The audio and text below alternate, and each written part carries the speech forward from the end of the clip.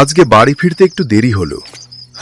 এই জঙ্গলটা এমনিতে অন্ধকার, হারিকেনের আলোয় ঠিকমতো রাস্তা দেখা যায় না। কে জানে কখন বাড়ি পৌঁছাবো।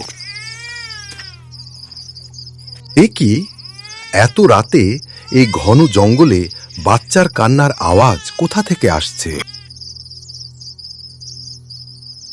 ওই তো ওখানে।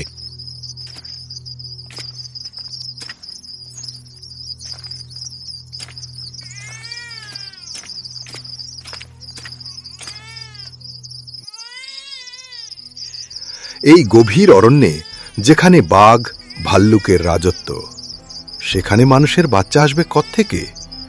দেখে তো মনে হচ্ছে খুব যত্নে ছিল, কিন্তু এখন কি করি? না, এই বাচ্চাটাকে এখানে রেখে যাওয়া যাবে না। একে বরং বাড়িতে নিয়ে যাই, পরে এর বাবা মায়ের খোঁজ পেলে দিয়ে দেব।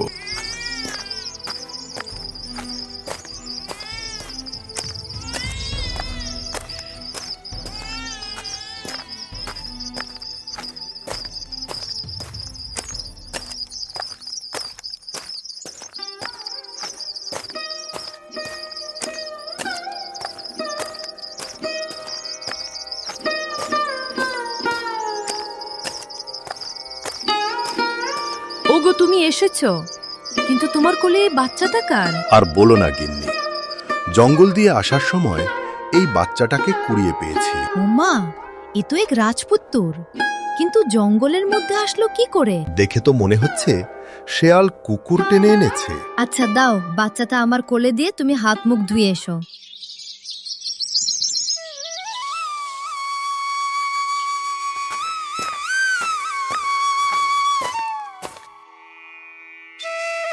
আচ্ছা গিন্নি, তুমি বাচ্চাটাকে নিয়ে বাড়িতে থাকো, আমি দেখি ওর বাবা মায়ের খোঁজ পাই কিনা।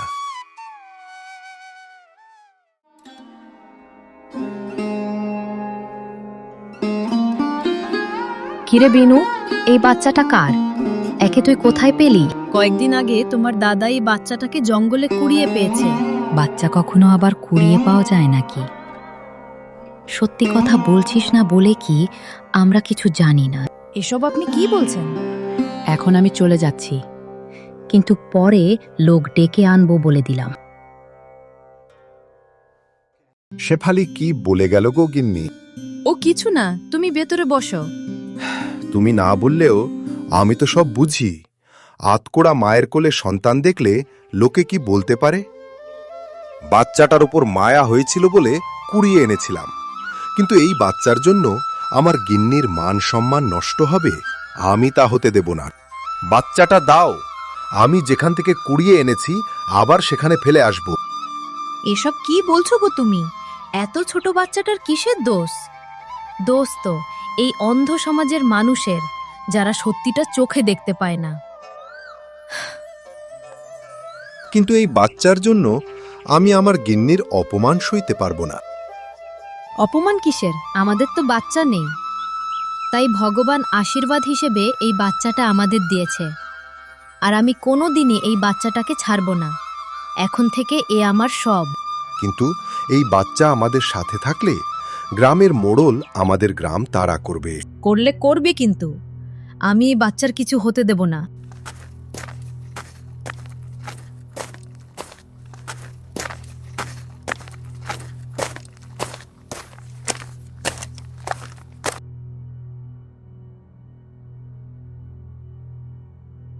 মোড়ল মশাই দেখুন, এই সেই বাচ্চা। নিজের বাচ্চা না হলে কেউ এরকম যত্ন করে? মোড়ল মশাই, আপনারা এখানে কেন? কেন এসেছি? তুমি আমাদের গ্রামে থেকে অবৈধ সন্তান জন্ম দিয়ে গ্রামের নাম খারাপ করবে, আর আমরা তা মেনে নিব? মুখ সামলে কথা বলুন। এই চুপ করো তোমরা। হরি, তুমি বলো, এই বাচ্চাটা কি তোমার নিজের বাচ্চা? না না মোড়ল মশাই, এই বাচ্চাটাকে আমি জঙ্গল থেকে কুড়িয়ে পেয়েছি। এখন ন্যাকামো হচ্ছে জঙ্গল থেকে কুড়িয়ে পেয়েছে। জঙ্গলে কি কখনো বাচ্চা কুড়িয়ে পাওয়া যায়? এই একদম চুপ কর। বিচার করার জন্য আমি আছি এখানে। আগে ক্ষমা করবেন মোড়ল মশাই। শোনো হরি, তোমার আর তোমার গিন্নির কথা কেউ বিশ্বাস করছে না। এখনো সময় আছে। এই বাচ্চার বাবাকে বলো। আপনার মুখের ওপর কথা বলার জন্য ক্ষমা চেয়ে নিচ্ছি, কিন্তু সত্যি মোড়ল মশাই, আমি বাচ্চাটাকে জঙ্গলে কুড়িয়ে পেয়েছি। কুড়িয়ে পেয়েছ নাকি? পর পুরুষের সঙ্গে থেকে তোমার গিন্নি এরকম বাচ্চা জন্ম দিয়েছে। আমার কথা একটু বিশ্বাস করুন। আমি 2 দিন আগে সন্ধ্যার সময় জঙ্গল থেকে বাড়ি ফিরছিলাম, তখন এই বাচ্চাটাকে কুড়িয়ে পেয়েছি। আমি না হয় তোমার কথা বিশ্বাস করলাম, কিন্তু গ্রামের মানুষ চায় তোমরা যদি এই বাচ্চার পিতৃ পরিচয় না দিতে পারো তাহলে গ্রাম ছেড়ে চলে যেতে হবে। কিন্তু আমরা তো এর পরিচয় জানি না, কি করে আর পিতৃ পরিচয় দেব? তাহলে আমার আর কিছু করার নেই। কাল সকালের মধ্যে তোমরা এই গ্রাম ছেড়ে চলে যাবে। এই সবাই চলো। একদম ঠিক বিচার হয়েছে। হ্যাঁ হ্যাঁ, মোড়ল মশাই ঠিকই বিচার করেছেন। আমি কি করলাম গিন্নি? এই বাচ্চাটাকে নিয়ে আসার জন্য আজ আমাদের গ্রাম ছাড়তে হচ্ছে। এসব কি বলছো তুমি? ভগবান যা করেন মঙ্গলের জন্য করেন। এমন অন্ধকার সমাজের মানুষের সাথে থাকার চেয়ে না থাকা ভালো।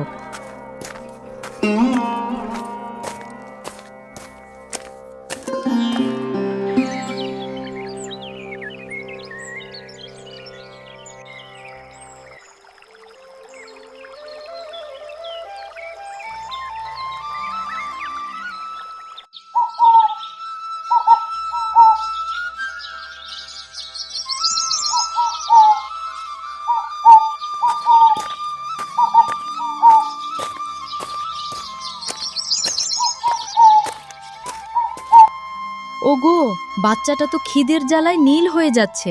আমি কি করব? এই গহীন জঙ্গলে একটা ফোঁটা দুধ পাবো কোথায়? মোড়লটা আমাদের জ্যান্ত মেরে ফেললো গো। চুপ করো তো, এখন কপাল চাপড়ে কি হবে? মোরলের গোষ্ঠীর মাথা খেয়ে লাভ নেই, আমাদের এখন বাঁচতে হবে।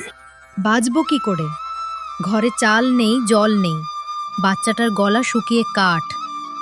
মানুষের বাচ্চা কি বাতাস খেয়ে বাঁচে? ভয় পেলে চলবে না গিন্নি, আমি দেখছি কি করা যায়।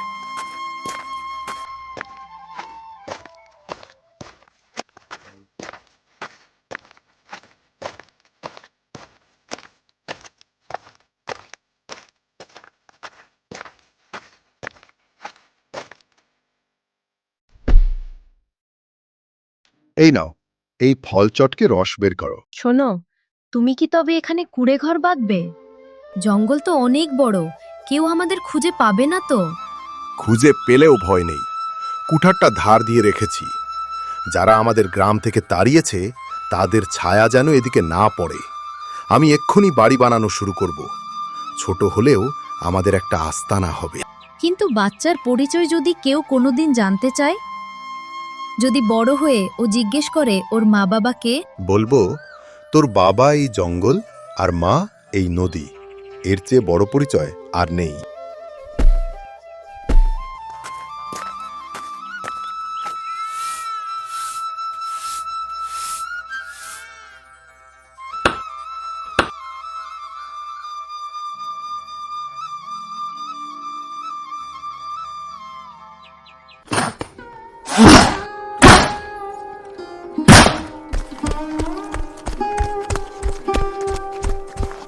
বাবা, আজ জালে 3টে বড় বড় বল, আরে ঝাঁক পুঁটি ধরা পড়েছে।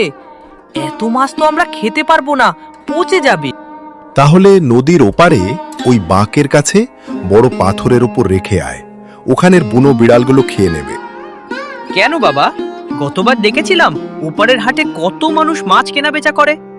আমি যদি আজ এই মাছগুলো নিয়ে হাটে যাই, বিনিময়ে মায়ের জন্য নুন আর তোমার জন্য একটা নতুন গামছা নিয়ে আসতে পারবো। না অরণ্য, ওদিকে একদম যাবি না। কতবার বলেছি ওখানের মানুষগুলো ভালো নয়। মা, আমি তো কারোর সাথে ঝগড়া করতে যাচ্ছি না, শুধু মাছগুলো দিয়ে জিনিস নিয়ে চলে আসবো। আমি এখন বড় হয়েছি, নিজে ভালো মন্দ বুঝি। গিন্নি, ছেলেটা তো ঠিকই বলছে, নুন তেল ছাড়া কতদিন আর থাকা যায়। আর ও তো এখন জোয়ান ছেলে, কেউ সহজে ওর গায়ে হাত দেবে না। তবে শোনো অরণ্য, নিজের পরিচয় কাউকে দিবি না, শুধু বলবি তুই নদীর ওপার থেকে আসছিস।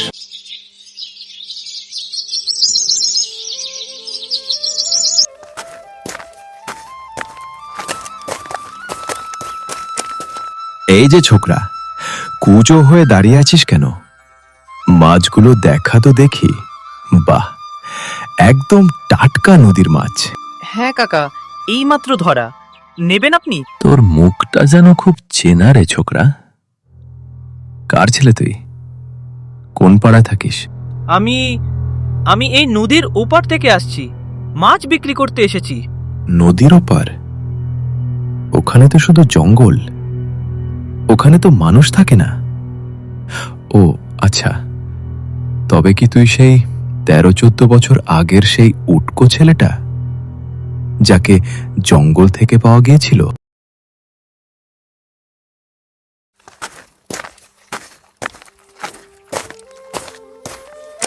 কি হলো রে অরণ্য, অমন থমথমে মুখ করে আছিস কেন? মাছ বিক্রি হয়নি? হয়েছে বাবা, এই নাও নুনের পুটলি আর গামছা। তাহলে এমন হয়ে আছিস কেন? কেউ কিছু বলেছে তোকে? মা, হাটের লোকগুলো আমাকে ঘিরে ধরেছিল। ওই যে এক লোক, সে বলল তার মুখ নাকি খুব চেনা। সবাই আমার কাছে জানতে চাইলো আমার বাবা মায়ের নাম কি। আমি কোনো উত্তর দিতে পারিনি। কেন পারিনি মা? বলো না মা, আমার বাবার নাম কি, তোমার নাম কি, আর কেনই বা আমরা এই জঙ্গলে একা পড়ে থাকি? হাটের লোকগুলো বলছিল আমি নাকি উটকো। উটকো মানে কি মা? লোকের কথায় কান দিস না বাবা। তোর বাবা তো তোর সামনেই বসে আছে, আর আমি তোর মা নই তো কে? মিথ্যে বলো না মা। যদি তোমরা আমার নিজের বাবা মা হতে, তবে আমাদের সমাজ ছেড়ে এই বুনো জানোয়ারের সাথে ঘর করতে হতো না। ওই বৃদ্ধ বলছিল আমাকে নাকি জঙ্গল থেকে পাওয়া গিয়েছিল। বলো মা, আমি কি সত্যি নদী থেকে ভেসে আসা কেউ? তোমরা কি আমার আসল বাবা মা? গিন্নি, আর লুকিয়ে লাভ নেই। ছেলেটা আজ বড় হয়েছে, নিজের শিকড় জানার অধিকার ওর আছে। কিন্তু ও যদি আমাদের ছেড়ে চলে যায়? আমি যে ওকে নিজের নারীর চেয়েও বেশি ভালোবেসেছি। আমি কোথাও যাব না মা, শুধু সত্যিটা বলো। আমি কে? আমার পরিচয় কি? ঠিক আছে অরণ্য, তবে শোন, আজ থেকে ঠিক 15 বছর আগের কথা।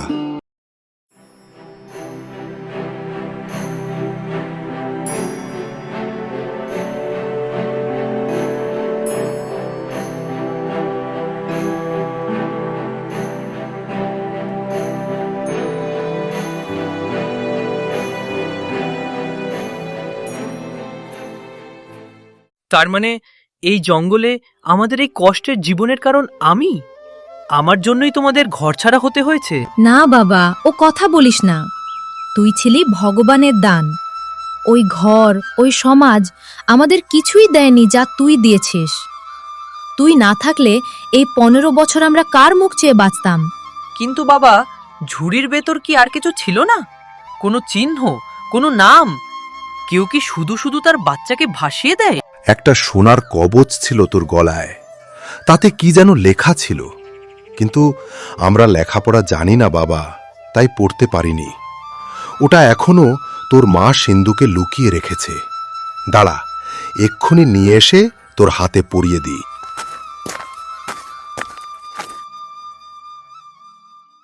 বাবা, এই তাবিজটা তো আমার হাতে খুব ভালো লাগছে।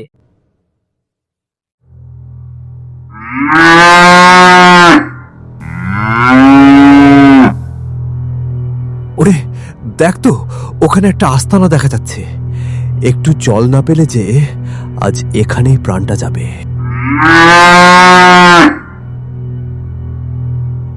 বাড়িতে কেউ আছো?